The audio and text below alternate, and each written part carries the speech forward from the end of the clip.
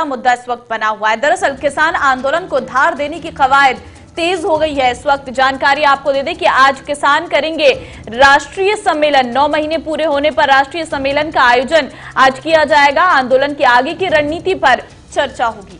बिल्कुल बड़ी खबर इस वक्त की आपको दे रहे हैं। किसान आंदोलन को लेकर लगातार कवायद तेज हो रही है।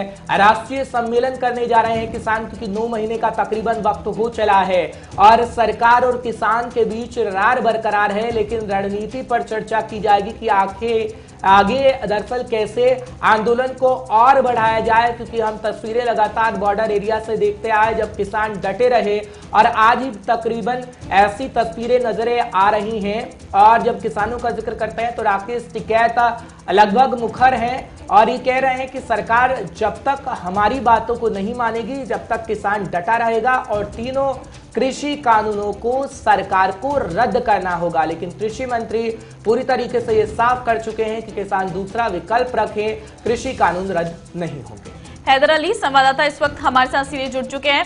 हैदर, 9 महीने पूरे होने पर राष्ट्रीय सम्मेलन किसानों की तरफ से किया जा रहा है, क्या जानकारी? आप देखें, पहले तो यहाँ ये जानना जरूरी है कि ये दुनिया का पहला ऐसा आंदोलन है जो 9 महीने तक चला है और आगे भी इसकी चलने की अभी तो पूरी संभावना है।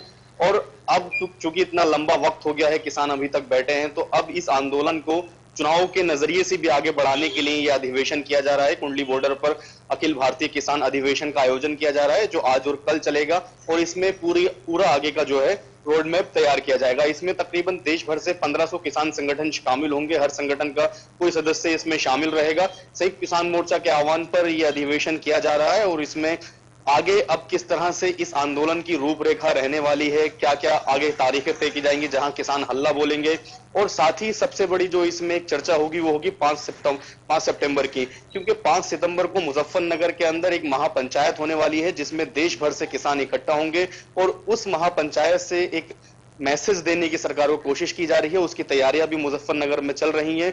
तो अब इंतजार 5 सितंबर का होगा और उसका जो रोड मैप है यहाँ निश्चित तौर पर तय किया जाएगा। दूसरा, अब सरकार को किस तरह से दबाव में लाया जाए, क्योंकि इतना लंबा वक्त हो गया है, सरकार भी दबाव में आ नहीं रही है और सुप्रीम कोर्ट ने भी अब आपत्ति जता दी है किसानों के ऊपर के 9 महीने से आप सड़क पर नहीं बैठ सकते, आपको एक निश्चित जगह देके वहां जाके इस आंदोलन को आगे कंटिन्यू करें। तो किसानों पे कहीं ना कहीं प्रेशर बनता जा रहा है। तो इस अधिवेशन में उन्हीं चीजों पर चर्चा होनी है, क्योंकि अब जहां एक तरफ सरकार बात नहीं मान रही है। लेकिन हैदर, आपने चुनावी राज्यों का भी जिक्र किया है। पश्चिम बंगाल के अंदर हमने देखा था किस तरीके से किसान नेता पहुंचे थे।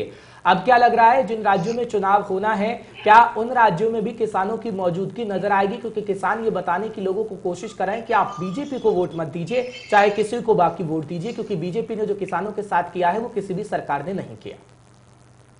निश्चित तौर पर हर्ष, इसमें कोई दोहराई नहीं है। आप देखें, जो हमने पश्चिम बंगाल में देखा वो उत्तराखंड और उत्तर प्रदेश के अंदर जरूर देखने को मिलेगा और इसको लेकर राकेश टिकैत और किसान पहले भी ऐलान कर चुके हैं। बल्कि यहां तक कहा गया है कि हम बीजेपी नेताओं के सामने किसान को खड़ा करेंगे और किसानों का गांव में विरोध भी हो रहा है।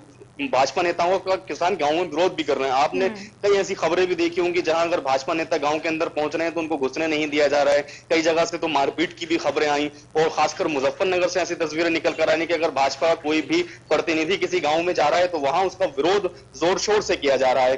तो इस बात से एक चीज तो साफ है कि 2022 के उत्तर प्रदेश चुनाव में अगर यह आंदोलन जारी रहा तो ये डटकर बीजेपी के खिलाफ बोलेंगे, क्योंकि हमने पश्चिम बंगाल में भी देखा, राकेश टिकैत खुद गए, संयुक्त किसान मोर्चा के बलवीर सिंह राजे हों, योगेंद्र सिंह हो या तमाम नेता हो, शिवराज कक्का हो, तमाम ऐसे नेता थे जो खुद पश्चिम बंगाल पहुंचे थे और वहां कई दिन रहे थे और उत्तर प्रदेश। लेकिन आगे क्या लग रहा है हैदर, अब क्या रणनीति हो सकती है किसानों की, क्योंकि चुनाव तो नजदीक है ही और 5 राज्य सामने है, साथ ही उसके बाद 2024 की रूपरेखा भी 2022 ही तय करने जा रहा है, क्योंकि ये चुनाव इतने महत्वपूर्ण इस वक्त नजर आ रहे हैं। ऐसे में किसानों की क्या रणनीति हो सकती है आगे इस आंदोलन को बढ़ाने की?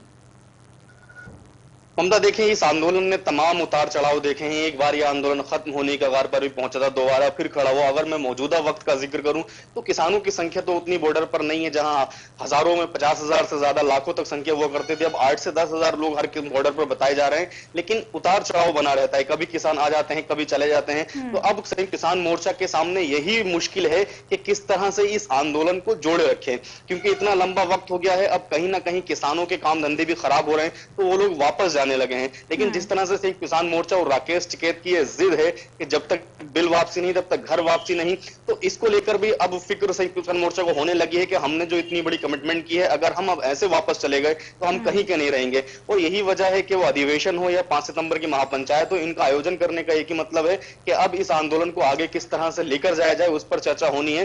क्योंकि जहां तक सरकार के पक्ष का सवाल है तो सरकार ने रुख साफ कर दिया है कि संशोधन पर आइए बात करिए, किसान उस चीज को तैयार नहीं है। सुप्रीम कोर्ट ने आपत्ति जाहिर कर दी है, तो किसानों के पास भी कोई रास्ता नजर नहीं आ रहा है। तो ऐसे में अब किसानों के पास एक ही रास्ता है कि आने वाले चुनावों में बीजेपी का विरोध, दूसरा कोई विकल्प किसानों के पास